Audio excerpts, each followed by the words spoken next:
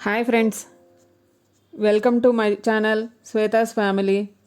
నిజమైన స్నేహానికి వెలకట్టలేమండి.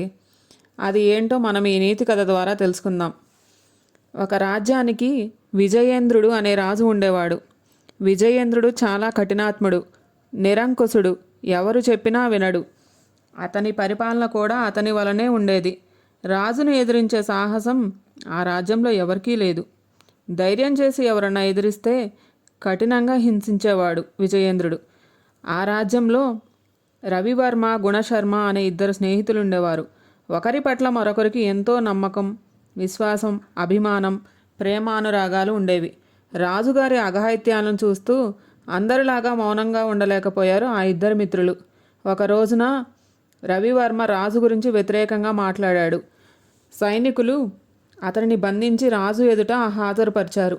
రవివర్మ ధైర్యంతో నిండు సభలోనే రాజుగారి అకృత్యాలను విమర్శించాడు. ఆ మాటలను విన్న రాజు కోపంతో రవివర్మను బంధించి కారాగారంలో ఉంచమని భటులను ఆజ్ఞాపించాడు.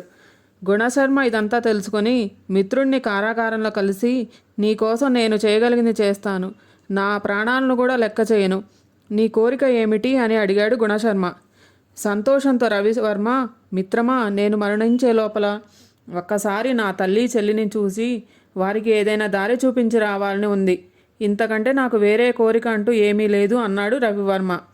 వెంటనే గుణశర్మ రాజు దగ్గరకు వెళ్ళి తన మిత్రుడి కోరికను తెలియజేసి, అతను వచ్చే వరకు నేను కారాగారంలో ఉంటాను, దయచేసి ఒక్కసారి విడుదల చేయండి అని వేడుకున్నాడు. చెప్పిన గడువు లోపల రవివర్మ రాకపోతే అతని బదులు మరణదండన అనుభవించాలి అన్నాడు రాజు. సరే అన్నాడు గుణశర్మ. రాజు అతని మిత్రుని మీద ఉన్న నమ్మకం చూసి ఆశ్చర్యపడ్డాడు. ఆ ఇద్దరి మిత్రుల గురించి అంతకుముందే తెలుసుకొని ఉన్నాడు. అందుచేత అతని కోరికను మన్నించి, సరే, నీ మిత్రుడికి 1 నెల రోజులు గడువిస్తున్నాను. నెల తర్వాత ఇదే రోజుకు నీ మిత్రుడు రాకపోతే నువ్వు మరణిస్తావు అని హెచ్చరించి రవివర్మను విడుదల చేశాడు రాజు. 1 నెల రోజులు గడిచినవి. రాజు ఇచ్చిన గడువు కూడా ముగిసింది. ఆఖరి రోజు సాయంకాలం వచ్చింది. రాజు కారాగారంలో ఉన్న గుణశర్మ దగ్గరికి వెళ్ళి, ఏడి నీ స్నేహితుడు? జీవితంలో ఎవరిని నమ్మకు, చాలా చిన్న వయసులోనే మరణిస్తున్నందుకు నాకు చాలా బాధగా ఉంది అన్నాడు. నీ తెలివి తక్కువతనానికి ప్రాణాలు పోగొట్టుకుంటున్నావు అన్నాడు రాజు. ఆ సమయంలోనే రొప్పుతూ కోటలో ప్రవేశించాడు రవివర్మ. మిత్రుణ్ణి కౌగిలించుకొని, ఇంకా ముందుగా వద్దామని ఎంతో ప్రయత్నం చేశాను, దారి పొడుగునా అడ్డంకులే, నీ దయ వల్ల నా వాళ్లను చూడగలిగాను, వారికి జీవనాధారం ఏర్పాటు చేశాను, నేను నీకు ఎంతో రుణపడి ఉన్నాను మిత్రమా అని బాధగా అన్నాడు. వారిద్దరి మాటలు వింటున్న రాజుకు, వారి సైనికులకు హృదయాలు ద్రవించినవి. అప్పుడు రాజు, నా జీవితంలో ఇంత త్యాగబుద్ధి గల స్నేహితుల్ని చూడలేదు. మీలాంటి మిత్రులు నా దేశంలో ఉన్నందుకు నేనెంతో గర్వపడుతున్నాను.